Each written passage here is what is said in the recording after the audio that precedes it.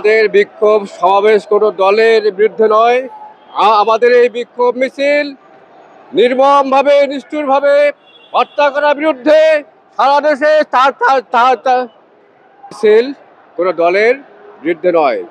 এই বিক্ষোভ মিছিল চাঁদাবাজদের বিরুদ্ধে, সন্ত্রাসের বিরুদ্ধে, নির্মমভাবে নিষ্ঠুরভাবে গতকালকে মিটফোর্ড হাসপাতাল সামনে যে হত্যা করা হয়েছে তাদের বিরুদ্ধে। আমরা চাই অতি দ্রুত এই হত্যাকাণ্ডের বিচার করা হোক।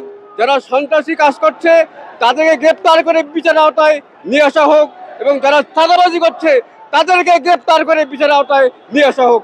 এই জন্য আজকে আমরা বিক্ষোভ মিছিল করছি। আমরা কোনো দলের নাম নিতে চাই না।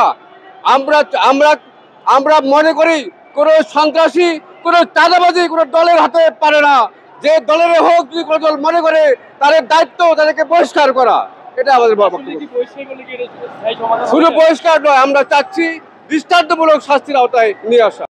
সামনে তার চাইতে ভয়াবহ দৃশ্য দেখতে পেলাম। কোন সুস্থ বিবেক বুদ্ধি সম্পন্ন মানুষ 2 সেকেন্ড 3 সেকেন্ডের বেশি ওই ভিডিও দেখার মতো অবস্থা নেই। ভাইয়েরা, মানুষের গায়ের লোম শিউরে যায় কিভাবে একজন মানুষ আরেকজন মানুষকে বর্তমান এই সভ্যতার যুগে পাথর দিয়ে হত্যা করতে পারে। মানুষ মৃত্যুবরণ করার পরেও তার উপরে সেই পাথর সন্ত্রাস চালিয়ে গিয়েছে।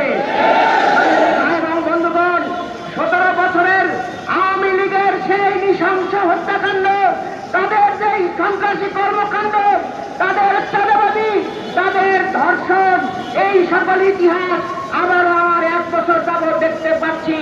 সংগ্রামী ভাই এবং বন্ধুগণ, আমাদের সেই ছাত্র জনতা যে স্লোগান দিয়েছিল, বৈষম্য বাংলাদেশে থাকবে না, চাঁদাবাজি বাংলাদেশে থাকবে না, ধর্ষণ থাকবে না, কিন্তু আমরা দেখতে পাচ্ছি একটি দল ক্ষমতা